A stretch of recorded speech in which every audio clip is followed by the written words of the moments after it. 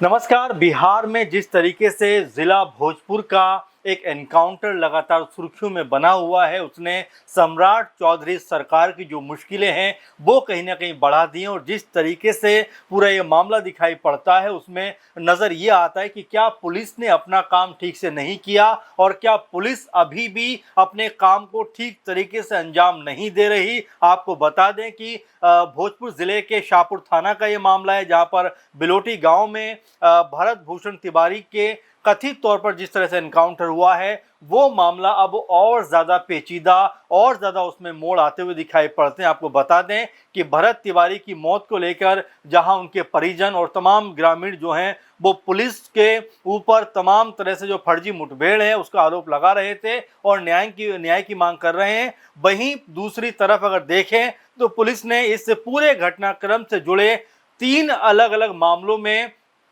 प्राथमिकी दर्ज कराई है। एफआईआर में भरत तिवारी के पिता काशीनाथ तिवारी और भाई चंदन तिवारी को भी आरोपित बनाया गया है। यानी जिस परिवार ने अपने बच्चे को खो दिया उसी परिवार के ऊपर इस तरह से पुलिस के द्वारा एफआईआर दर्ज की जा रही है और इस तरह से लगातार उनको डराने धमकाने का प्रयास भी किया जा रहा है। और ये जो मामला है वो लगातार अब तूल पकड़ता हुआ दिखाई पड़ता है कि सम्राट चौधरी जो मुख्यमंत्री हैं बिहार के, आखिर किस तरह से वो शासन प्रशासन चला रहे हैं। क्या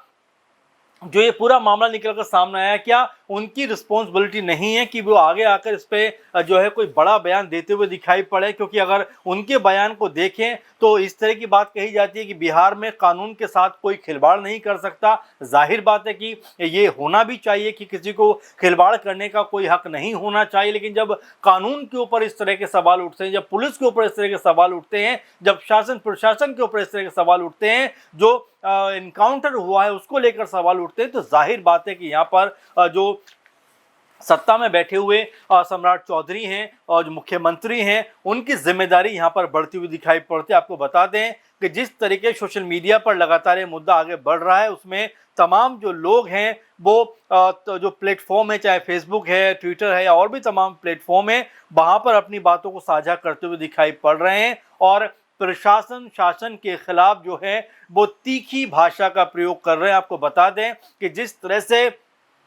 ये मामला सामने आया था, जिस तरह वीडियो सामने आए थे, उस वीडियो में जो भरत तिवारी हैं वो पिस्तौल लिए हुए दिखाई पड़ रहे थे। कुछ वीडियो में वहां पर पुलिसकर्मियों के साथ बहस भी हो रही थी और तमाम तरह से ये मामला जो है उस समय दिखाई पड़ा और उसके बाद में कहा जाता है कि पुलिस ने गोलीबारी कर दी और वहां पर भरत तिवारी की मौत हो जाती है। और इसी के बाद उनका परिवार जो है वो काफ़ी ज़्यादा गमज़दा दिखाई पड़ता है। उनकी माँ जो आशा देवी हैं वो ये बात कहती हुई दिखाई पड़ती हैं कि जब मेरे बेटे ने सरेंडर कर दिया तो आखिर उसे क्यों मार दिया गया। उनके जो पिता हैं, जो भाई हैं, तमाम जो परिवार है, ग्रामीण हैं, जो गांव के लोग हैं, जो गांव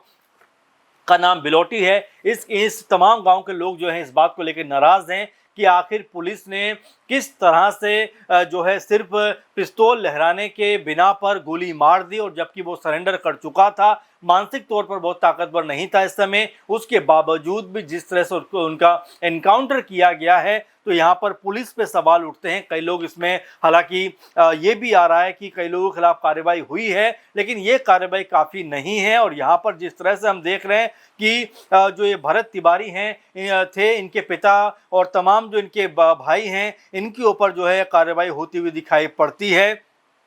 आपको बता दें कि बहुत सारे लोगों ने इसको लेकर अपने अपने बयान दिए हैं कि भरत तिवारी जो है वो मानसिक तौर पर ठीक नहीं था और पुलिस ने इसके बावजूद भी गोली चला दी और यहाँ पर उनका जो है यहाँ पर एक तरीके से मौत हो जाती है। और इसी बात को लेकर पूरा जो माहौल है वो कहीं ना कहीं इस समय बहुत ज़्यादा बवाल में मचा हुआ है, बहुत ज़्यादा सवालों के घेरे में है। और पुलिस की जो गोलीबारी हुई उसको लेकर भी तमाम तरह के सवाल उठ रहे हैं। इस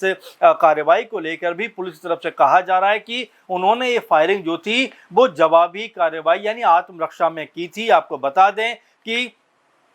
पुलिस के द्वारा जो एफआईआर दर्ज की गई है, जो यहाँ पर भरत भूषण तिवारी के पिता और भाई के खिलाफ, उसमें एक तरीके से अवैध हथियार रखना, पुलिस टीम पर फायरिंग करना और सरकारी कार्य में बाधा पहुंचाने के आरोप लगाए गए हैं। पुलिस का दावा है कि 17 जून को जब टीम उसे गिरफ्तार करने के लिए घर पहुंची तब उसने हथियार के बल पर पुलिस का विरोध किया। ये भरत तिवारी के बारे में कहा जा रहा है और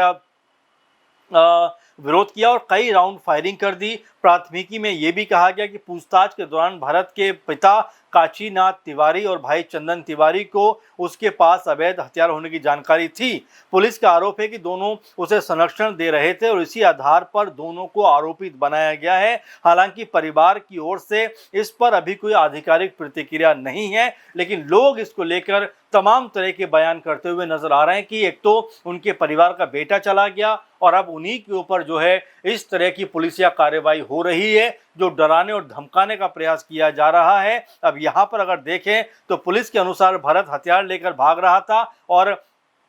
पीछा करने के दौरान उसने पुलिस टीम पर फायरिंग कर दी और पुलिस ने इसके बाद दावा किया कि सरकारी वाहन के बोनट पर भी गोली लगी। कई बार आत्मसमर्पण करने की चेतावनी भी दी गई, लेकिन वो नहीं माना, जिसके बाद आत्मरक्षा में पुलिस को गोलीबारी करनी पड़ी है। अपने आप में ये मामला विवादास्पद इसलिए बन रहा है कि आखिर क्या जो है उनकी जान लेना जरूरी था? क्या पैर में गोली नहीं मारी जा सकती थी? क्या डराया धमकाया नहीं जा सकता था? क्या और तरीका नहीं अपनाया जा सकता था? क्योंकि इस मामले में जो है उनका एनकाउंटर कर देना, क्या ये सही तरीका था पुलिस का? तो पुलिस की कार्रवाई पे अब तमाम तरह के सवाल उठ रहे हैं और जो गांव के लोग हैं, परिजन हैं, उनका कहना है कि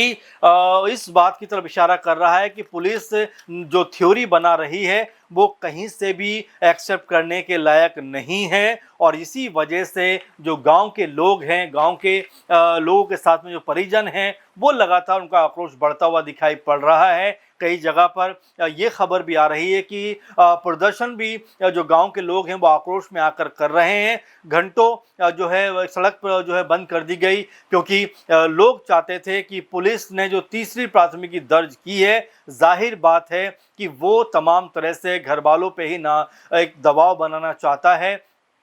आपको बता दें कि पुलिस के साथ धक्का मुक्की और बिलोटी पंचायत के मुखिया बलिराम यादव समेत 14 लोगों पर भी मामला दर्ज किया गया, नामजद किया गया है, जबकि 50-60 जो अज्ञात लोग हैं उनको भी पूरे मामले में आरोपी बनाया गया। इस पूरे मामले को लेकर देखें तो आरा शहर में बाकायदा कैंडल मार्च निकाला गया है। यानी लोग ये चाहते हैं कि इस मामले की निष्पक्ष जांच हो और जो मामले उनके परिवार पे, पिता पे और भाई पे लगाए गए हैं उनको हटाया जाए और यहाँ पर जो है स्पष्ट इसकी जांच होनी चाहिए। अब इस पूरे मामले को लेकर अगर पॉलिटिकल तौर पर देखें तो यहाँ पर